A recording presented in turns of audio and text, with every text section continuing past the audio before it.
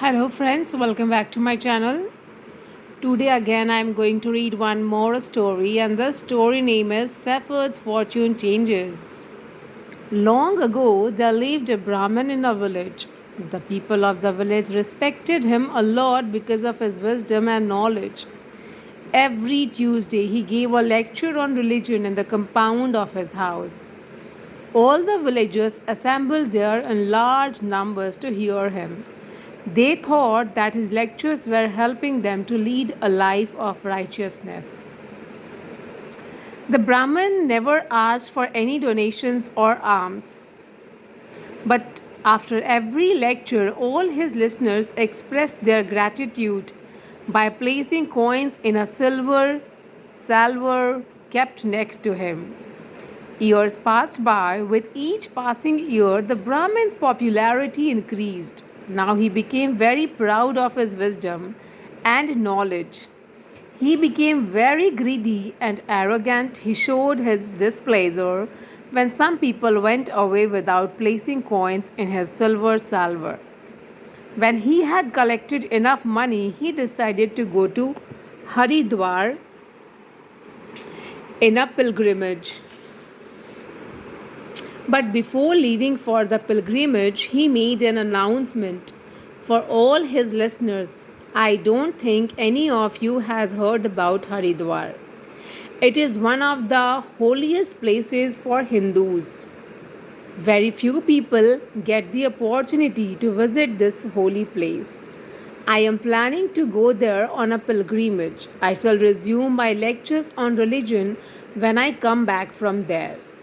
In the same village, there lived Kalhan, a young man, simple shepherd. When he heard that Brahmin was going on a pilgrimage, he went to him and said, O Holy One, may I accompany you? The Brahmin was surprised to hear this from a shepherd. He thought a shepherd wanting to go on a pilgrimage. He then said to Kalan, Son, Haridwar is very far away. It will take days to reach there. Who will look after your cattle during this time, holy man? It is no problem. After grazing all day, my cattle will return to their pen every evening, replied Kalan. So, all right, then we shall be leaving for Haridwar early tomorrow morning, said the Brahmin. The next day at dawn, both of them began their journey. All along the way, the Brahmin kept chanting the Lord's name. But Kalhan walked quietly and listened to the Brahmin's chanting. When they reached Haridwar, the Brahmin's chanting became louder and more frequent. But Kalhan showed no sign of excitement. He was only admiring the beauty of nature around him. As they neared the Ganga river, the Brahmin bowed to it and prayed, O Mother Ganga, bless this son of yours. I have waited long for this moment.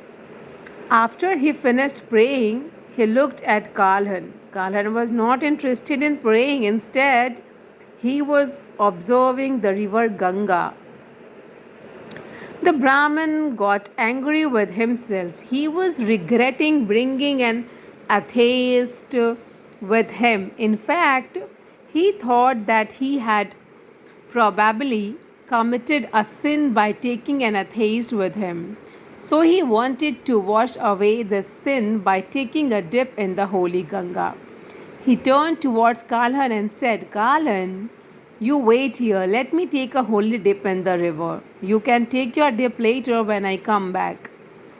Kalhan was amazed to hear this. He said, O learned man, have I come from such a distance just to take a dip in this river? But Kalhan, this is the Ganga river, the most sacred river in the country, said the Brahmin. Sir, then I should have stayed in our village and taken a dip in the river there. I don't find any difference between the two rivers. replied Kalan. The Brahmin was very annoyed at Kalan. He said,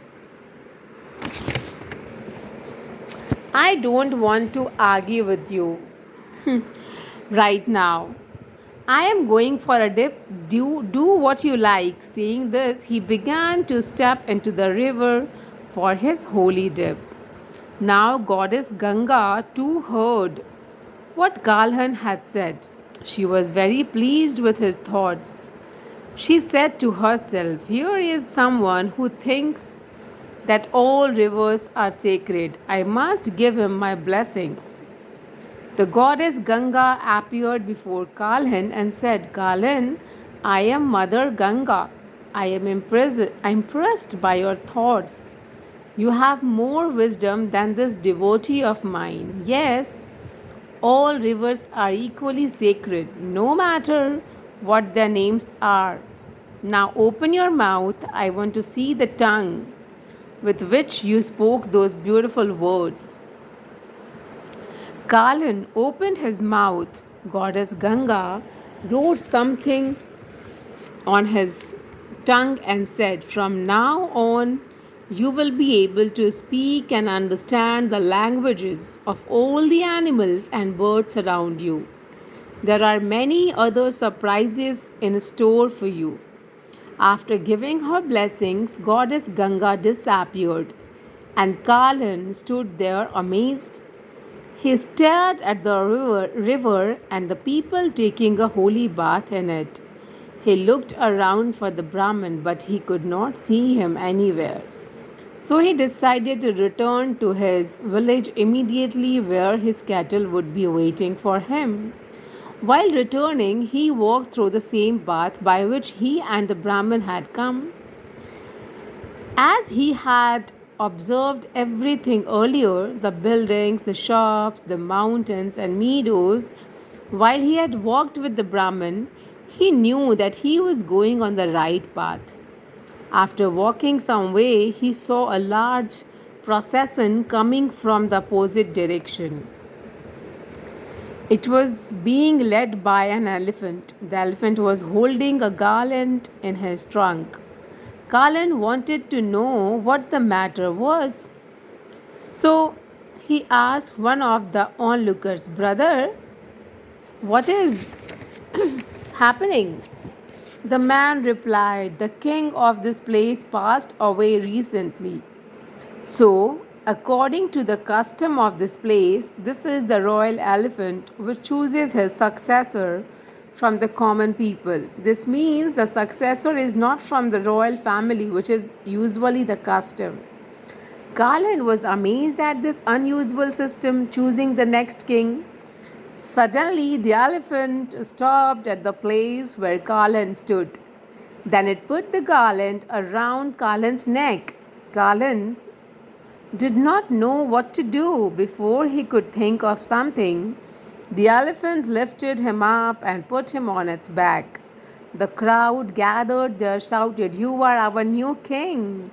Our new king! Thus, the shepherd Kalan's fortune changed.